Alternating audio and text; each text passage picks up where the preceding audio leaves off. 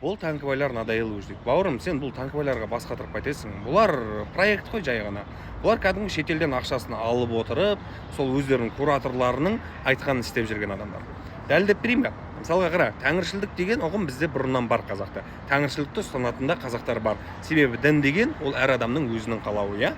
Ал олар, бірақ тәңіршілер ешқашанда сенің дініңе, сенің жеке басыңа тиіспейді.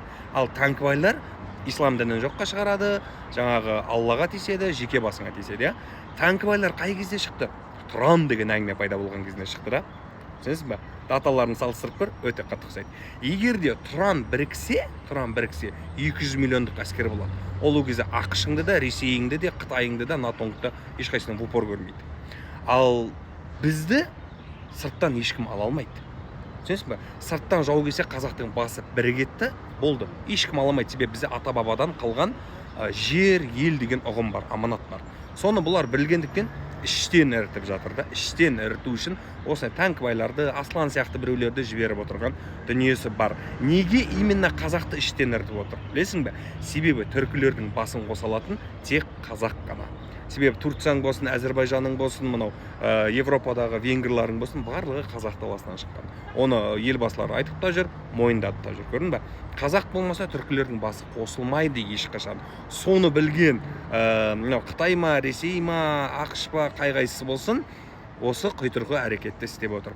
Финансирование өте мықты бұларда, және кураторлар да өте мықты жұмыс істеп жатыр. Бірақ бұл танкібайлар тек методичкамен ғана жұмыс істейді. Олар тарихтан нөл. Одан қалса өте сауатсыз кәдімгідей, нереально сауатсыз. Мен саған ашығын айтайын. Олар даже біз тәңірлік ілімді ұстанамыз дейді, тәңірлік ілімде неше тәңір бар десең, олар саған жауап бере алмайды. 6-ау 7-еу деп айта алмайды нақтысын ше. 6 тәңір бар екен, ол анық. Жаңағы немен тәңіршілдікпен қарайтын болсаң. Бұлар соның біреуін ғана айтады. И то айта алса егерде. Көрдің бе? Сондықтан қазақтың ішінен іріту үшін жасалып отырған дүние. Себебі Ресейің болсын, Қытайың болсын, қазақтан қорыққан қорқады да. Кезінде Кенесары Ресеймен соғысып жүргенде полковниктар айтты ғой, это что за народ такой, их не возьмешь ни ножом, ни ружьем деп. Казахские женщины такие отчаянные, что рожают, пуповину вырезают на месте зубами, садятся на лошадь и идут дальше воевать деп орыстың полковниктары айтқан. Қытайлықтар айтты, Кенесарыға жер бермей қойды. Кезінде әскерлерімді баптап алайын деген кезінде қорыққаннан жер бермей қойды. Неге? Себебі түркілердің басын қоса алатын тек жалғыз Кенесары екен олар білді. Сондықтан бауырым, сауатсыздарға олай жасамай қой. Ертең бұларда финансирование бітеді, сол кезде бұлар түрлерін ашады, барлығы түрлерін көрсетті. Альхамдулилля, мұсылманмын дейді.